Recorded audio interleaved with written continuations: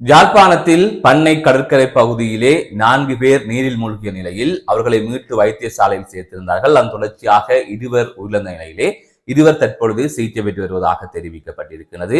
அது தவிர உயிரிழந்தவர்களின் விவரங்கள் வெளியாகி இருக்கின்றது. இது தொடர்பாக விரிவாக பார்க்க இருக்கின்றோம்.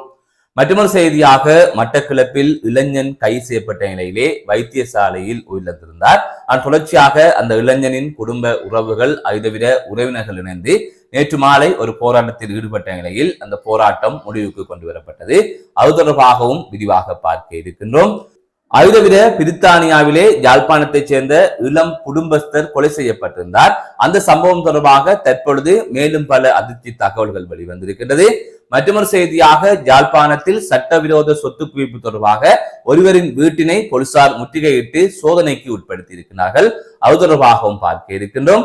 அது தவிர முல்லைத்தீவில் சிறுவனை காணவில்லை என்று கூறப்படுகின்றது. அது தொடர்பாக தகவல் தெரிந்தவர்கள் தொலைபேசி இலக்கத்திற்கு அழைக்குமாறும் அல்லது அருகில் இருக்கின்ற போலீஸ் நிலையத்திற்கு தகவல் வழங்குமாறும் கேட்டுக் கொள்ளப்பட்டிருக்கின்றது. இவை தொடர்பாகத்தான் இந்த செய்தி தொகுப்பிலே விரிவாக பார்க்க இருக்கின்றோம். அதற்கு முதல் JK ரிப்போர்ட் எனப்படுகின்ற இந்த யூடியூப் சேனலை இதுவரை யாராவது சப்ஸ்கிரைப் செய்யாமல் பார்த்து கொண்டிருந்தால் சப்ஸ்கிரைப் செய்து கொள்ளுங்கள். தொடர்ந்து அருகில் இருக்கின்ற பெல் பட்டனை கிளிக் செய்வதன் ஊடாக நான் போடுகின்ற ஒவ்வொரு காணொளிகளையும் நீங்கள் உடனுக்குடன் பார்க்கக்கூடிய வகையில இருக்கும். நான் நடராசா ஜெயகாந்தன். தற்பொழுது செய்திகளுக்குள்ளே செல்லலாம். யாழ்ப்பாணம் பண்ணை கடற்கரையிலே யாழ்ப்பாணத்தைச் சேர்ந்த 4 இளைஞர்கள் நீந்தி இருக்கின்றார்கள். அந்த சந்தர்ப்பத்தில் 4வரும் சுழிக்குள்ளே அகப்பட்டு நீரிலே தத்தளித்துக் கொண்டிருக்கிறார்கள். அதனை அங்கிருந்தவர்கள் பார்த்திருக்கின்றார்கள். அதன் தொடர்ச்சியாக உடனடியாக போலீசாருக்கு தகவல் வழங்கி இருக்கிறார்கள். அது தவிர அங்கிருந்தவர்கள் அவர்களை மீட்பதற்கான நடவடிக்கைகளை மேற்கொண்டிருந்தார்கள். அதன் தொடர்ச்சியாக 4வரை மீட்டு யாழ் போதனா வைத்தியசாலைக்கு அனுப்பி வைத்திருந்தனர். இந்நிலையில் யாழ் போதனா வைத்தியசாலையில் சிகிச்சை பெற்று வந்த 2 பேர் உயிரிழந்திருப்பதாக தெரிவிக்கப்பட்டிருக்கின்றது. இவ்வாறு உயிரிழந்தவர்கள் கொக்குவில் ஆறுகால் மடம் பகுதியைச் சேர்ந்த ஜெனிசன் மற்றும் கஜந்தன் என்று தெரிவிக்கப்பட்டிருக்கின்றது. இருவருக்கும் 18 வயது என்றும் கூறப்படுகின்றது. அதன் தொடர்ச்சியாக மேலும் 2 யாழ் போதனா வைத்தியசாலையில் சிகிச்சை பெற்று வருவதாக கூறப்படுகின்றது. இந்த சம்பவம் அப்பகுதியிலே பெரும் சோகத்தை ஏற்படுத்தியிருக்கின்றது. மற்றொரு செய்தியாக மட்டக்களப்பில் போலீசாரினால் கைது செய்யப்பட்டு சிறையிலே தடுத்து வைக்கப்பட்டிருந்த நபர் வைத்தியசாலையில் உயிரிழந்த சம்பவம் பெரும் அதிர்ச்சியை ஏற்படுத்தி இருக்கிறது. இதனால் மட்டக்களப்பில் நேற்றைய தினம் பெரும் பரபரப்பு ஏற்பட்டிருக்கின்றது. கடந்த 2ஆம் திகதி மட்டக்களப்பு போலீஸ் தலைமையகத்திற்கு அருகிலே இருக்கின்ற வங்கியின் முன்னால் இருந்த சைக்கிள் ஒன்றை சின்ன உப்போடையைச் சேர்ந்த 22 வயதுடைய இளைஞன் திருடி இருக்கின்றார். அதன் தொடர்ச்சியாக மட்டக்களப்பு போலீஸ் தலைமையக போலீசார் அந்த இளைஞனை கைது செய்து விசாரணைக்கு உட்படுத்திய வேளை அவரிடமிருந்து ஐஸ் போதைப் பொருள் மீட்கப்பட்டதாக கூறப்படுகின்றது.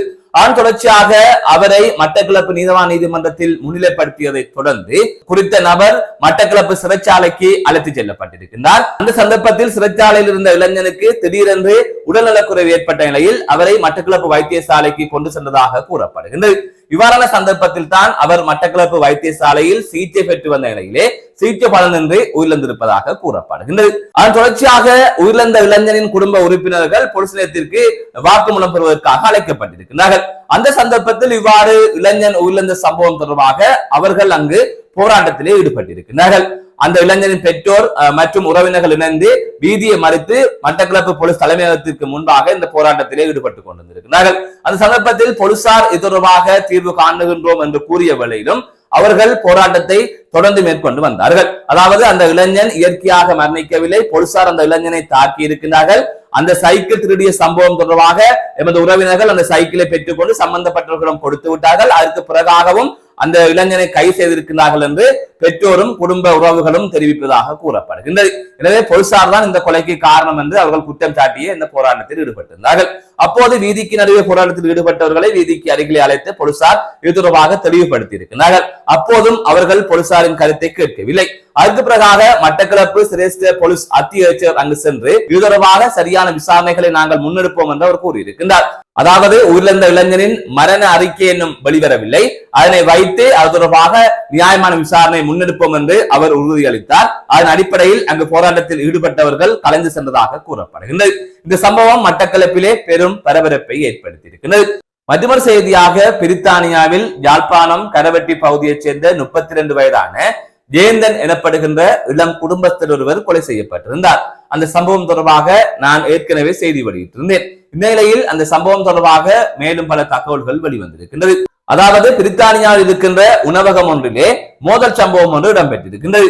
25 வயதுடைய இளைஞன் இவ்வாறு இந்த 32 வயதுடைய ஜெயந்தன் எனப்படுகின்ற யாழ்ப்பாணத்தைச் சேர்ந்தவரை கத்தியால் குத்தியதாக கூறப்படுகின்றது. அதன் தொடர்ச்சியாக அவர் வைத்தியசாலையில் சேர்க்கப்பட்ட நிலையில் தான் கடந்த 3ஆம் தேதி அவர் உயிரிழந்திருந்தார். இந்த நிலையில் அந்த சம்பவத்தில் ஈடுபட்ட 25 வயதான அந்த சந்தேக நபர் உடனடியாக சில மணித்தியாலங்களிலே போலீசாரினால் கைது செய்யப்பட்டிருப்பதாக கூறப்படுகின்றது. உணவகம் ஒன்றிலே 25 வயதுடைய நபர் ஒருவர் கத்தி ஒன்றினை வைத்துக் கொண்டு அந்த உணவகத்தில் இருந்ததாகவும் உணவகத்திற்கு பின்பாக சிசிடிவி கேமரா இல்லாத இடத்தில் வைத்து இந்த நபர், அதாவது யாழ்ப்பாணத்தைச் சேர்ந்த நபரை கத்தியால் குத்தியதாக கூறப்படுகின்றது.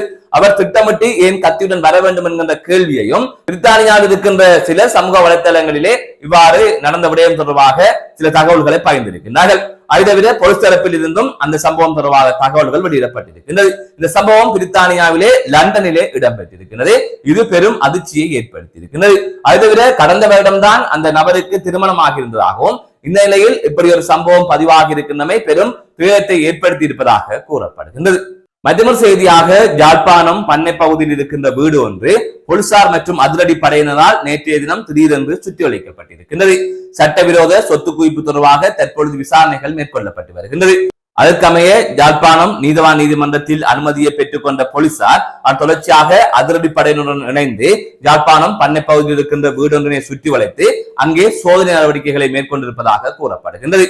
தற்பொழுது யாழ்ப்பாணத்தில் சட்டவிரோதமாக சொத்து குவிப்பில் ஈடுபட்டவர்கள் தொடர்பாக யாழ்ப்பாண குற்றப்பிரிவு போலீசார் வழக்கினை தாக்கல் செய்து அது தொடர்பான விசாரணைகளை முன்னெடுத்து வருகின்றனர். அந்த வகையில் சில வாரங்களுக்கு முன்னர் யாழ்ப்பாணத்தில் வர்த்தகர் ஒருவரின் வர்த்தக நிலையம் சுற்றி வளைக்கப்பட்டு சோதனைக்கு உட்படுத்தப்பட்டிருந்தமையும் இங்கே சுட்டிக்காட்ட வேண்டிய விடயமாக இருக்கின்றது.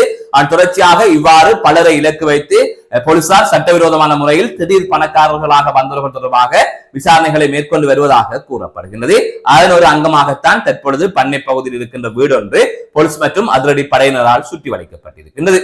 மற்றொரு செய்தியாக ஒட்டி சுட்டானில் 14 வயதுடைய சிறுவனை காணவில்லை என்று போலீசிலே முறைப்பாடு கொடுக்கப்பட்டிருக்கின்றது. ஒட்டி சுட்டான் இடதுகரை முத்தேன்கட்டு பகுதியைச் சேர்ந்த அசோக் குமார் அரவிந்தன் என்ற 14 வயதுடைய சிறுவனை இவ்வாறு காணாமல் போயிருப்பதாக கூறப்படுகின்றது. கடந்த 5ஆம் தேதி வெள்ளிக்கிழமை முதல் இவர் இவ்வாறு காணாமல் போயிருப்பதாக ஒட்டி சுட்டான் போலீஸ் நிலையத்திலே ஒரு முறைப்பாடு ஒன்று பதிவு செய்யப்பட்டிருக்கின்றது.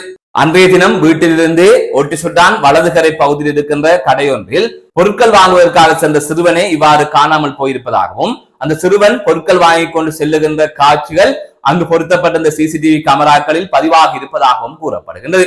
இந்த நிலையில் அந்த இளைஞன் இவ்வாறு காணாமல் போன நிலையில் தற்போது வரை எந்த தகவலும் கிடைக்கவில்லை என்று கூறப்படுகின்றது.